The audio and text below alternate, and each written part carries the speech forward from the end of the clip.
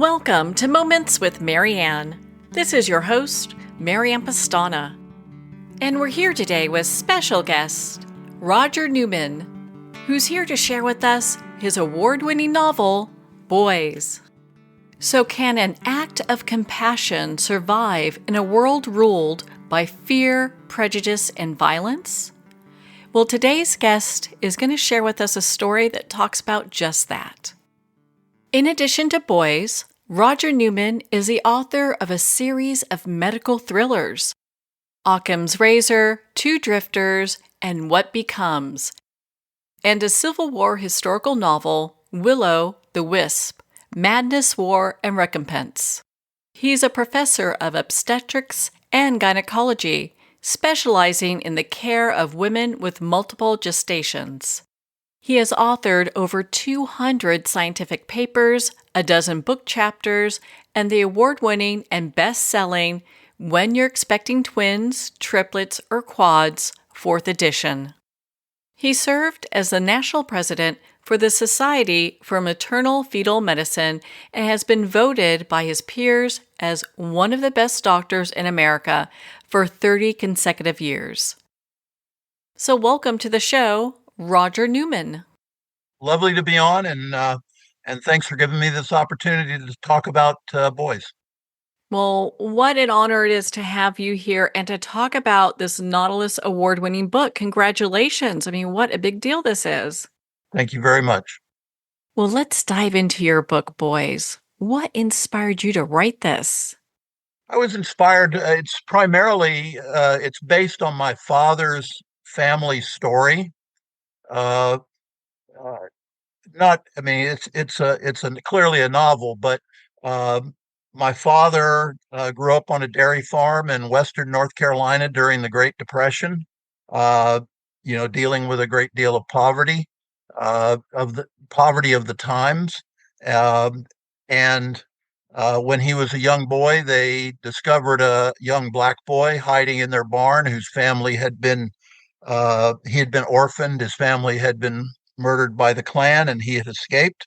And the My grandfather, who's the character of Papa in the book, he takes Alex in. He's Papa's not a particularly enlightened character.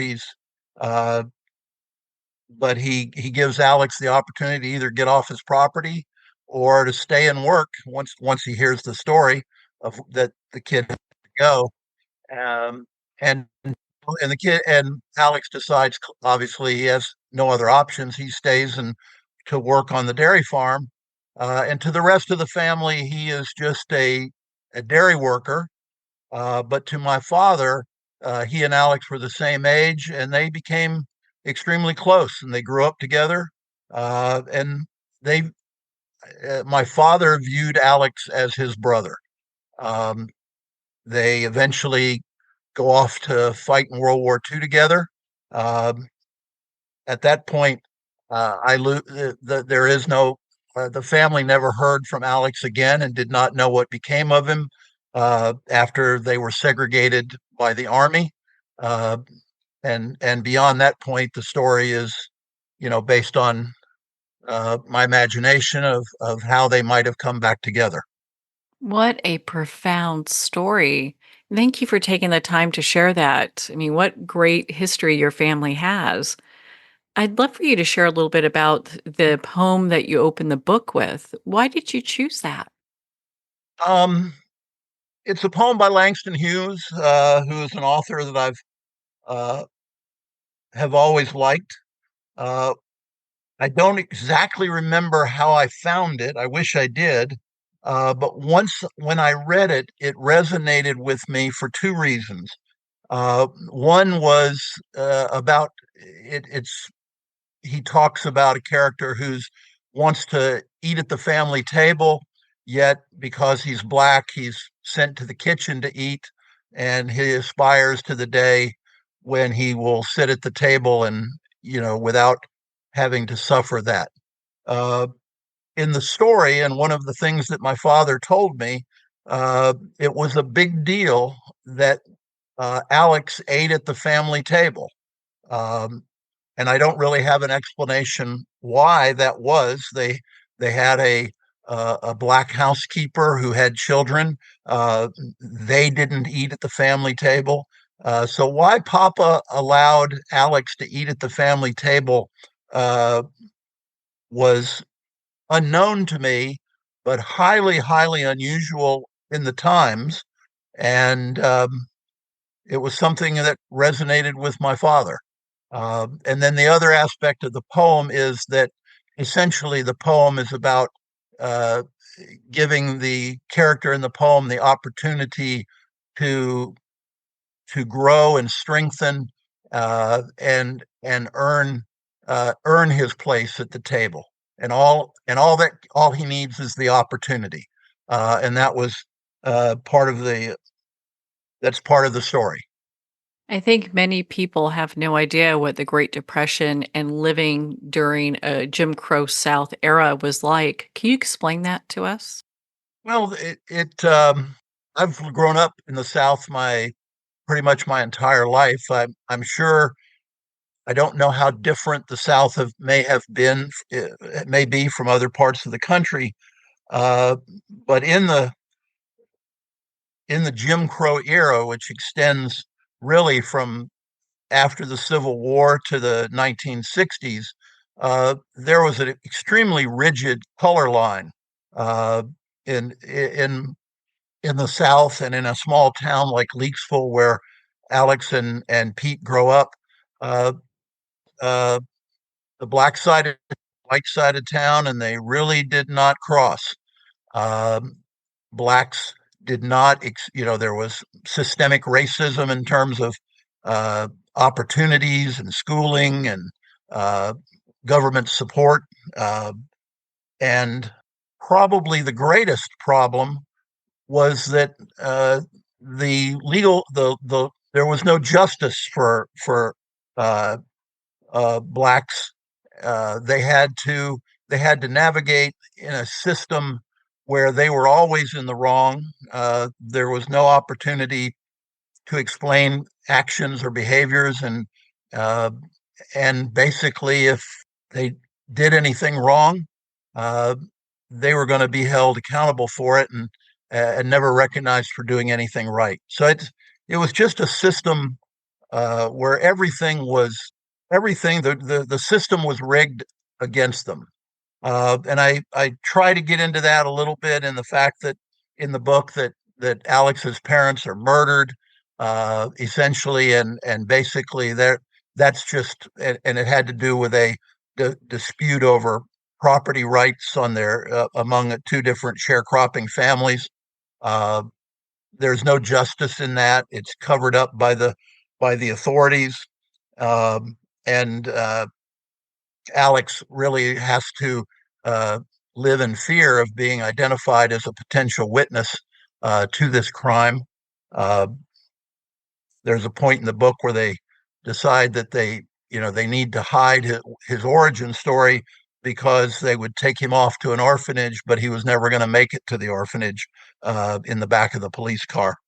And that's an experience I've heard of on many occasions growing up in at a time at near the end of Jim Crow, but where Jim Crow was still prevalent in the South. I went to high school in the late 1960s, and was in high school when South Carolina public schools were integrated by federal court order.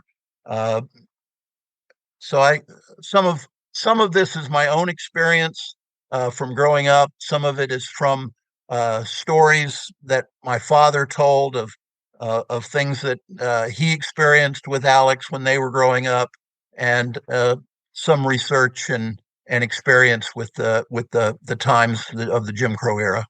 Thank you for taking the time to share that. And the research that you did, was there a lot that surprised you when you were diving in? Unfortunately, no.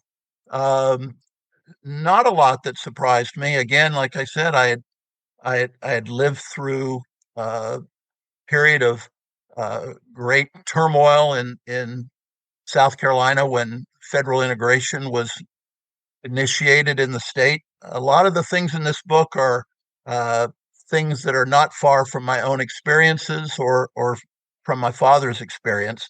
I did one of the things that did surprise me in the book uh, is when my father and Alex went and joined the army at the beginning of World War II. I knew kind of in the back of my head that the military it had been segregated and became integrated during World War II, uh, but I did not know much of the details about that process. Uh, and in reality, the research that I did regarding the military during World War II and how they handled the issue of segregation versus integration, that was surprising to me. Officially, the Army was integrated by presidential order by Roosevelt, but in application, uh, it was still extremely segregated, with black soldiers being denied the opportunity to serve in combat roles. They were almost always. It changed a little bit late in the war, but they were segregated into all black units in non-combatant roles, digging ditches, burying bodies, driving trucks, things like that. So that was educational for me to read about how how segregation persisted in the army despite being officially an integrated military service. It really sounded like your dad and Alex had this really deep friendship. I mean, lasting this long period of time. How did your dad react when they were separated when they went to go serve? My dad was like a lot of, I think, military men of that era. He did not talk a lot about the military or really didn't talk a lot about his childhood. But it was very clear to me growing up that he had a very close bond with Alex. It always troubled him. He actually, and again, it's a part of the book. My dad believed that when they got to the army, they would be able to serve together. My dad was naive about some of the realities of the world. I think growing up on a small farm in a small town, he thought they would serve together, and he was surprised when they were separated. And as I said, never heard from Alex again, which was a source of sadness for my dad. Not so much that they were separated, but the fact he didn't know what became of Alex. In the 50s and 60s and even the 70s, the ability to track things down on social media and the internet and things, it just didn't exist. So he was always saddened by the fact he had other brothers and sisters. He had a lot of them, but the loss of Alex during the war, at least lost to him, was something that was very hurtful for many years. It sounds like they just had such a profound connection that I can understand how that would rip at your heart, losing somebody like that. Yeah, my father's mother died when he was young. He My father became estranged from Papa for a variety of reasons. So as a child, he bonded a lot with Alex. They played together, worked together. They became as close as two brothers could be. Part of that was my father's withdrawal a little bit to the family. How was Alex's integration into the family? Were there some challenges for him?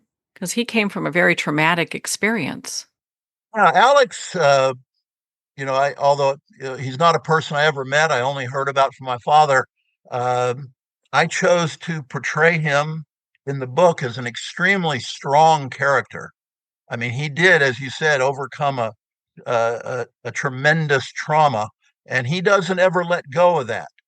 His brother Pete did not experience those traumas and can never understand some of the attitudes that Alex has that are a consequence of the racial trauma and racial hostility that he experiences. There's an episode in the book where Alex likes has a little bit of a crush on one of my father's sisters named Nellie, and there's a scene where they're in town, and Alex buys some licorice sticks because Nellie likes them, and he wants to give Nellie the licorice sticks, and they kind of see each other on the street, and Alex runs toward her and gives her a hug and knocks her down, and it's kind of a, everyone holds their breath, that sort of interaction between a black boy and a young white girl on the streets of this a town like Leaksville is just wholly inappropriate, and it results in Alex being beaten up and abducted by some white trash boys that see the event, and that's taken from a story that my father told. So Alex dealt with a great deal more. He was dealing with the racial hostility and racial violence in a way that my father did not quite recognize. What would you like readers and our listeners to take away from your book? I think I'd like them, especially in a current environment where history is being whitewashed or ignored. I would like for the readers to appreciate the type of systemic racism and racial intolerance, racial hostility that existed literally not too long ago in my lifetime, if not in the lifetimes of some of the younger listeners that you'll have for your program. But in my lifetime, uh, this country and particularly the South, uh, it was the major social issue for the South and maybe for the entire country to deal with, and I don't think we've successfully dealt with it.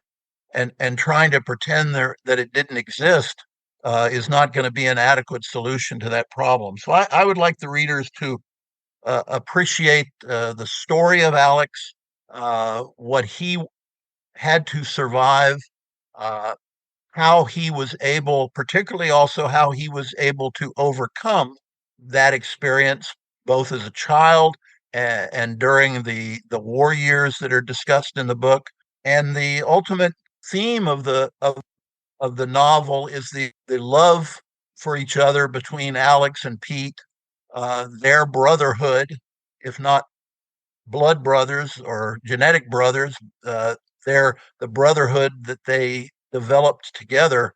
The ability of those forces to withstand the evil influence of racial hostility that's and racism that's constantly trying to tear their fraternity apart during the story. Um, and that they eventually are able to kind of hope in the end of the story to hopefully come to a new uh, relationship and understanding with each other. I know you said your dad never found Alex. Were you able to ever find any information from him from maybe his service records? The Yes, we were able to find the service records of when my father and Alex joined the North Carolina National Guard together on the same day in the same place. We were unable to find his any his records of his discharge from the army or a death record. Um, there was unfortunately in the 1970s a fire at a record repository in St. Louis that destroyed about half of the military records from World War II veterans. So we're assuming that his records were probably in there.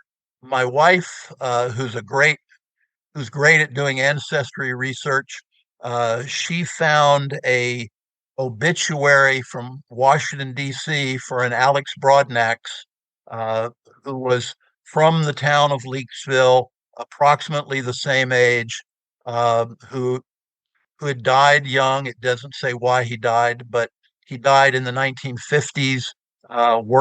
He was working at the U.S. Mint.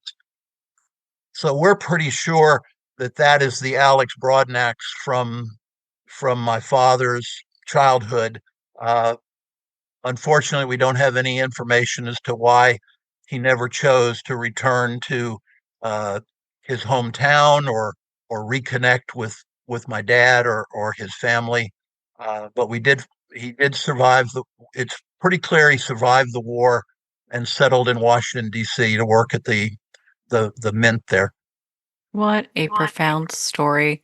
Well, Roger, where can our listeners connect with you and be part of your community and learn about your other books? Well, I have a website, rogerbnewman.com, and it has information about all of my books on there. As you know, I'm a physician. My first three books were medical thrillers, I guess, is the category you'd put them in. I was writing about what I knew, but then I decided I wrote three books, kind of using the same character. And then I wanted to try something different, and I've always enjoyed historical fiction. So my fourth book, called Will o' the Wisp, and it is about a blockade runner during the Civil War, based in Charleston, South Carolina. And then the Boys although Boys is a family saga, it also is. I would put it in the category of historical fiction.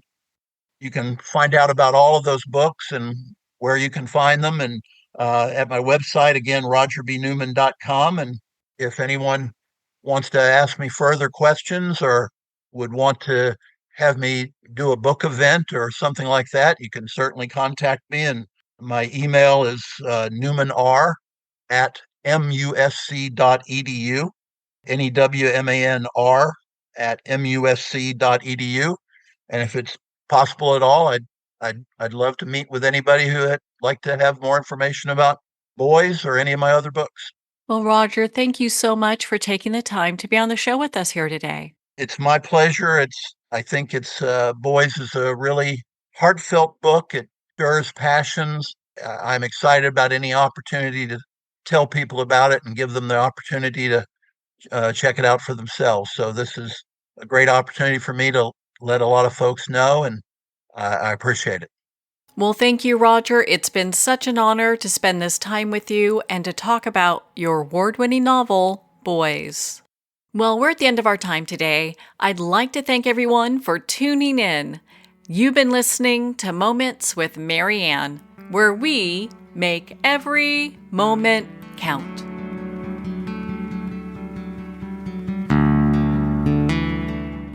In a single moment, your life can change. Moments with Mary Ann is a transformative hour that covers an endless array of topics with the best of the best. Her guests are leaders in their fields, ranging from inspirational authors, top industry leaders, and business and spiritual entrepreneurs. Each guest is gifted and a true visionary, a recognized leader in her own work, and while teaching others to develop, refocus, and grow, Mary Ann will bring the best guest and sometimes a special surprise. Don't miss this. You never know just which moment will change your life forever.